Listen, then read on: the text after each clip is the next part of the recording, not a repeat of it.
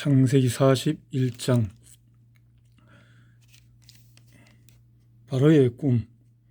그로부터 만 2년이 지난 후에 바로가 꿈을 꾸었다.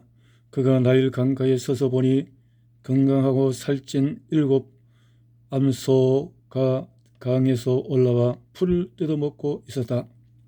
그 뒤에 흉측하고 뼈만 앙상하게 남은 다른 7마리의 암소가 강에서 올라와 먼저 나온 소들과 함께 강변에 섰는데 그 흉측하고 깡마른 소들이 건강하고 살찐 소들을 먹어버렸다. 그리고서 바로는 꿈에서 깨어났다. 그는 다시 잠이 들어 두 번째 꿈을 꾸었는데 줄기 하나에 무성하고 알찬 7 이삭이 나오고 그 후에 사막의 바람에 말라붙어 쭉정이가 된 다른 7 이삭이 그 줄기에서 나와 먼저 나온 무성하고 알찬 7 이삭을 삼켜버렸다. 그리고서 바로가 깨어보니 그것이 꿈이었다. 아침에 그는 번민하다가 이집트의 모든 마법사들과 지혜로운 자들을 불러 그들에게 자기 꿈을 말했으나 그 꿈을 해석하는 사람이 아무도 없었다. 그러자 술 따르는 신하가 바로에게 말하였다. 내가 오늘 비로소 내 잘못을 기억합니다. 폐하께서 빵 굽는 신하와 나에게 노하셔서 우리를 경호 대장의 집에 가두셨을 때 우리가 같은 날 밤에 서로 다른 꿈을 꾸게 되었는데 그곳에 경호 대장의 종으로 있던 히브리 청년이 우리와 함께 있었습니다. 그래서 우리가 그에게 우리 꿈 이야기를 했더니 그가 우리 꿈을 각각 해석해 주었습니다. 결국 그의 해몽대로 나는 복직이 되고 빵 굽던 신하는 나무에 달려 처형되었습니다. 바로가 요셉을 데려오라고 사람을 보내자 그들이 급히 그를 감옥에서 데려왔다. 요셉은 곧 수염을 깎고 옷을 갈아입은 다음 바로 앞에 나왔다. 이때 바로가 요셉에게 내가 꿈을 꾸었는데 그것을 해석해 줄 사람이 아무도 없다. 그러나 나는 네가 꿈을 잘 해석한다는 말을 들었다 하고 말하였다.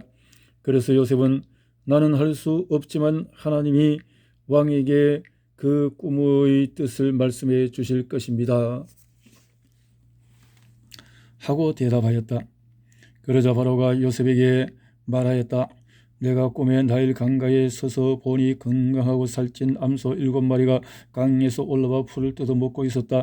그 뒤에 흉측하고 뼈만 앙상하게 남은 다른 7마리의 암소가 강에서 올라왔는데 그것들은 내가 이집트의 그 어느 곳에서도 보지 못한 아주 흉측한 소들이었다. 그 흉측하고 깡마른 소들이 먼저 올라온 살찐 소들을 먹었으나 먹은 것 같지 않아 여전히 흉측하게 보였다. 그리고서 내가 꿈에서 깨어났다. 잠시 후 나는 다시 잠이 들었는데 꿈에 보니 줄기 하나에 무성하고 알찬 7 이삭이 나오고 그 후에 사막의 바람에 말라붙어 쭉정이가 된 다른 7 이삭이 그 줄기에서 나와 먼저 나온 무성하고 알찬 7 이삭을 삼켜버렸다. 내가 그 꿈을 마법사들에게 말했으나 그것을 설명하는 자가 아무도 없었다. 그러자 요셉이 바로에게 말하였다. 그 2가지 꿈은 한 가지 일을 뜻합니다. 하나님이 앞으로 일어날 이 일을 왕에게 보이신 것입니다. 7마리의 살찐 소는 7년을 가리키며 7개의 알찬 이삭도 7년을 말합니다. 그래서 그 꿈은 동일한 것입니다. 그 후에 올라온 여리고 흉측한 소도 7년을 가리키며 사막의 바람에 말라붙어 쭉정이가 된 그 7 이삭은 7년 동안의 기근을 뜻합니다. 내가 왕에게 말씀드린 대로 바로 이것이 하나님께서 왕에게 주신 앞으로 일어날 일입니다. 앞으로 7년 동안 이집트 전역에 큰 풍년이 있을 것입니다. 그러나 그 후 7년 동안은 흉년이 들 것이며 흉년으로 풍요롭던 시절은 다 잊혀지고 그 땅은 황폐하여질 것입니다. 그 기근이 너무 심하므로 이 땅에서 이전의 풍년을 기억하지 못할 것입니다. 왕이 꿈을 2번 연달아 꾸신 것은 하나님이 이 일을 정하셨으며 그 일을 속히 행하실 것을 뜻합니다. 이제 왕은 총명하고 지혜로운 사람을 택하여 나라의 일을 맡겨야 합니다. 행정구역을 5으로 나누고 각 구역마다 관리를 두어 풍년이 든 7년 동안의 잉여 농산물을 모조리 거두어 왕의 권한으로 각 성의 창고에 비축해 두십시오. 이와 같이 식량을 비축해 두시면 앞으로 이집트 땅에 7년 동안 흉년이 들어도 백성들이 굶어 죽지는 않을 것입니다. 이집트의 국무총리가 된 요셉, 바로와 그의 모든 신하들은 요셉의 제안을 좋게 여겼다.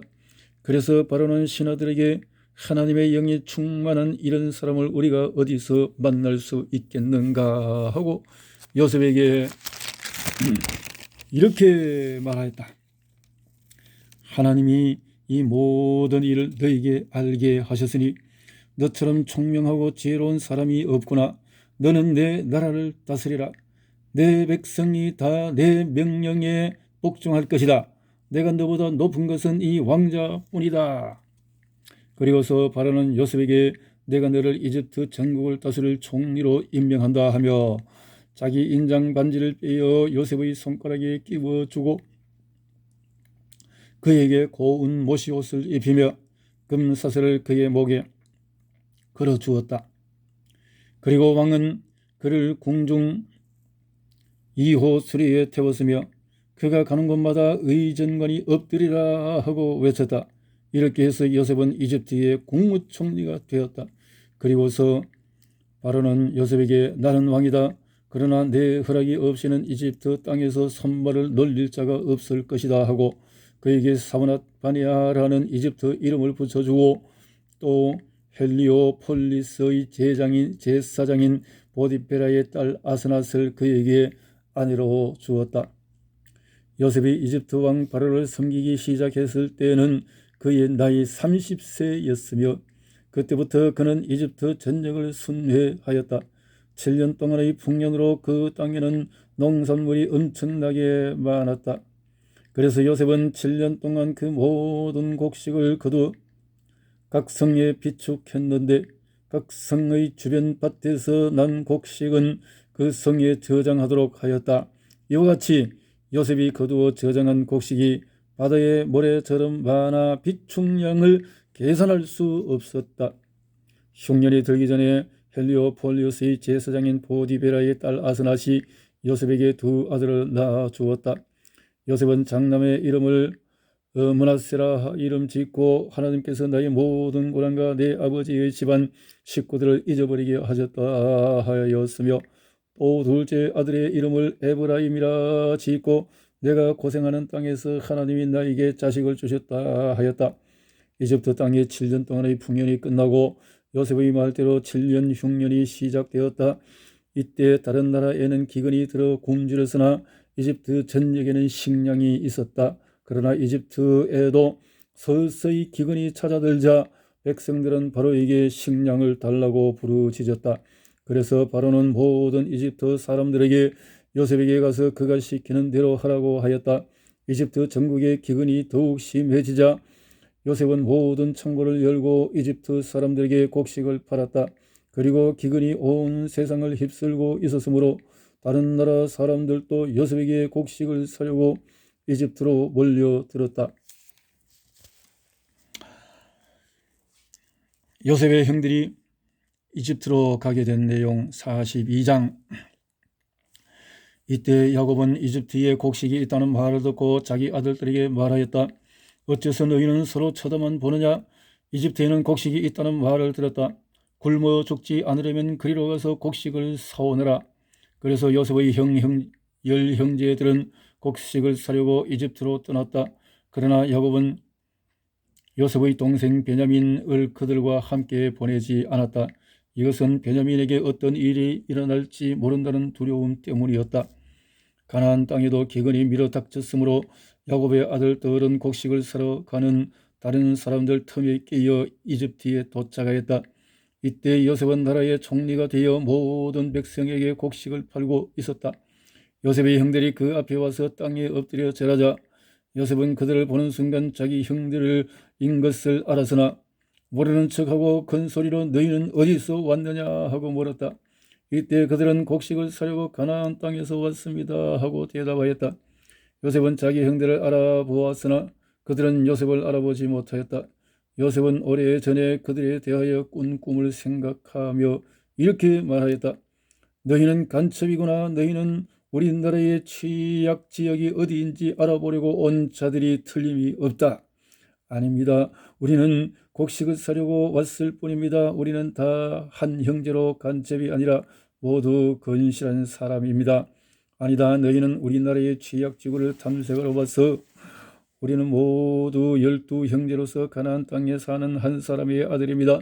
막내 아들은 지금 아버지와 함께 있고 하나는 없어졌습니다. 내가 이미 말한 대로 너희는 간첩이다. 너희는 간첩이 아니라는 것을 증명해야 한다. 내가 바로의 이름으로 맹세하지만은 너희 막내 동생을 여기에 데려오지 않으면 너희가 절대로 이곳을 떠나지 못할 것이다. 너희 중 하나가 가서 그를 데려오너라. 너희 말이 입증될 때까지 나머지는 감옥에 가둬두겠다. 내가 목숨을 걸고 맹세하지만 너희가 만일 그를 데려오지 않으면 너희는 분명히 간첩이다. 그리고서 요셉은 그들을 3일 동안 가둬두었다. 그들이 갇힌 지 3일 만에 요셉이 그들에게 말하였다. 나는 하나님을 두려워하는 사람이다. 내가 시키는 대로 하면 너희 목숨만은 살려 주겠다.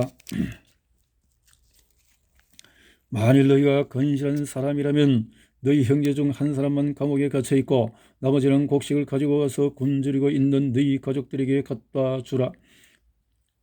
너희 막내 동생을 너희에게 데려오너라. 그러면 너희가 한 말이 입증이 되어 너희가 죽지 않을 것이다. 그래서 그들은 그렇게 하기로 합의하고 서로 이렇게 말하였다. 우리가 동생에게 한 일로 지금 벌을 받고 있다. 그가 살려달라고 예언을 할 때 우리가 그의 괴로움을 보고도 듣지 않았으니 우리가 이런 괴로움을 당하게 되었다. 그때 루벤이 그들에게 대답하였다. 내가 그 아이를 해하지 말라고 하지 않았느냐? 그러나 너희는 내 말을 듣지 않았다. 그러므로 우리가 지금 그 대가를 치르고 있는 것이다.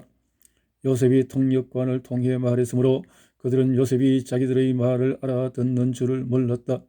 요셉은 잠시 그들을 떠났다가 울고서 다시 돌아와 그들과 말하는 중에 시몬을 끌어내어 그들 앞에 묶었다.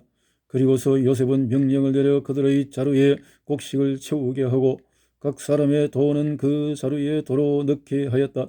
길을 가는 도중에 먹을 음식을 그들에게 주도록 하였다. 그들은 곡식을 나귀에 싣고 떠났는데 하룻밤 쉬어 가려고 머문 곳에서 한 사람이 나귀에게 먹이를 주려고 자루를 풀어보니 자루 아구에 자기 돈이 들어 있었다. 그가 형제들에게 내 돈을 도로 돌려주었다. 이것 봐, 내 자루 속에 돈이 있다 하자 그들은 두려워 떨며 서로 쳐다보고 어째서 하나님이 우리에게 이런 일을 하셨는가 하고 탄탄하였다. 그들은 가나안 땅에 돌아와 자기들의 아버지 야곱에게 그동안 있었던 모든 일을 보고하며 이렇게 말하였다. 그 나라를 다스리는 사람이 우리에게 엄하게 말하며 우리를 간첩으로 취급하였습니다. 그래서 우리는 간첩이 아니라 건실한 사람들이며 모두 12형제로서 한 아버지의 아들인데 하나는 없어지고 막내는 아버지와 함께 가나안 땅에 있다고 말해 주었습니다. 그랬더니 그 사람은 우리가 건실한 사람임을 입증하기 위해서라도 우리 가운데 한 사람이 그와 함께 그곳에 남아 있고 나머지는 곡식을 가지고 가서 굶주리는 가족들에게 갖다 주고 막내 동생을 데려오라고 하였습니다. 그렇지만 그렇게만 하면 우리가 간첩이 아니라 건실한 사람이라는 것을 알고 우리 동생을 돌려보낸다고 했으며 또 우리는 그 땅에서 무역도 할 수 있다고 했습니다. 그리고서 그들이 각자 자루를 쏟아보니 그 자루 속에 자기들의 돈 주머니가 들어 있었다. 그들과 그들의 아버지는 그 돈 주머니를 보고 두려워하지 않을 수 없었다. 이때 야곱이 그들에게 말하였다. 너희가 내 자식들을 잃게 하는구나. 요셉도 없어지고 시므온도 없어졌는데 너희가 이제 베냐민까지 빼앗아 가려고 하니 모든 일이 다 나를 괴롭게만 하는구나. 그러자 르우벤이 아버지에게 내가 만일 베냐민을 아버지에게 데려오지 않으면 나의 두 아들을 죽여도 좋습니다. 그를 너에게 맡기십시오. 내가 책임지고 데리고 돌아오겠습니다 하였다. 그러나 야곱이 내 아들은 너희와 함께 내려가지 못한다. 그의 형은 죽었고 그만 남았는데 만일 너희가 그를 데리고 가는 도중에 그에게 무슨 일이라도 일어난다면 너희는 백발이 된 나를 슬픔 가운데서 무덤으로 내려보내는 자들이 될 것이다 하였다.